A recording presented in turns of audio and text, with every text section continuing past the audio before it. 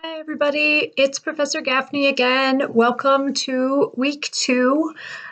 First thing I wanted to say was that I am really pleased with the work I've seen so far in week 1. I'm glad to see that you're, for the most part, able to keep up with the pace because, of course, that's going to be really important as we get further into the class. I'll be grading your syllabus quizzes in the next day or two. You should expect those to be graded by the end of the day Friday. And my goal for grading your literacy narratives is the end of the day Monday so that you'll have your feedback before the next essay, the visual analysis, is due. And speaking of the visual analysis, that's really where I wanted to focus my video message to you this week.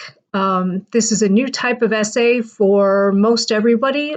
I've been teaching this kind of essay for maybe 10, 15 years now, and one of the comments I routinely hear from students is that it's the most challenging of the course.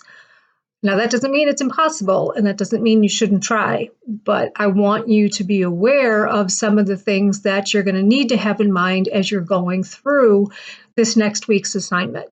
And of course, you can always ask me questions. You can post them on the blog. Please post any questions you have about the assignment under the visual analysis essay blog so that everybody can see the answers. Of course, you're still welcome to use email and text me via Remind, but for questions related to how to do the assignment, please use the blog so that, like I said, everyone can see the answers.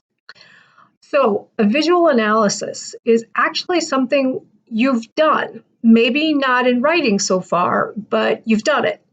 And as the name implies, what we're going to be doing is analyzing images.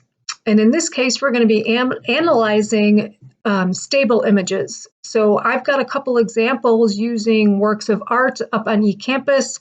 I use art because I'm a total art geek and I really love it. And I've put up 2 paintings that I've worked with before so that you can get an example of what it is like to do a visual analysis or what the product looks like. Going back to the fact that you've already done a visual analysis, if you think about maybe talking to friends about a movie you've seen, say one of your friends asks you, what did you think of Captain Marvel? And you say, it was great. And they ask you why. Why did you like it?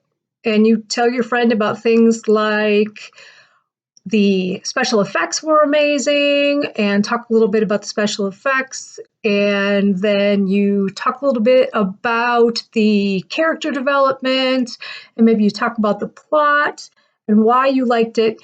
That's actually analysis. So big difference here between a summary, which I'm sure you've also done in the past, is a summary, which is a very small part of our analysis paper, tells what happens. In other words, if you spent your time telling your friend what the plot of the movie was, you'd be summarizing. You'd be giving them information about what happens, the order of events, maybe some details, etc. But you wouldn't be spending your time talking about how and why you liked the film. What were the various pieces of the film that really spoke to you and made you enjoy it the most? And so analysis focuses on this second part. We're going to be talking about 1 or 2 things in the text that we choose, the image we choose, and go into detail about how and why those things we think are important and how and why whatever we're talking about is giving us a better understanding of the image as a whole. I've put up a lot of information on eCampus to try to help you through this. There's a couple videos as well. There's a short video on visual rhetoric, which hopefully will give you some more background in addition to your reading in the Norton text for this week, etc.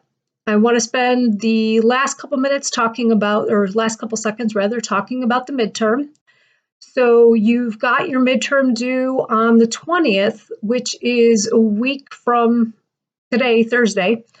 If for some reason you want to push that back a couple days, this is one of the only assignments where we can push it back because we actually have room to do so. So I will take a poll later in the week and see what people think about getting the midterm pushed back. It is all about the Trevor Noah book. So you want to have chapters 1 through 10 read in Trevor Noah. And in particular, make sure you've read this Immorality Act 1927 page, which comes before chapter 1. I've put up some material on apartheid as well, and a new section of material about the Trevor Noah book. All that's designed to help you prepare for the essay midterm. That's about it for now. Like I said, I'm really glad to be getting to know you and seeing the work that you're doing. And let me know if you've got questions, and I'll talk to you next week. Bye.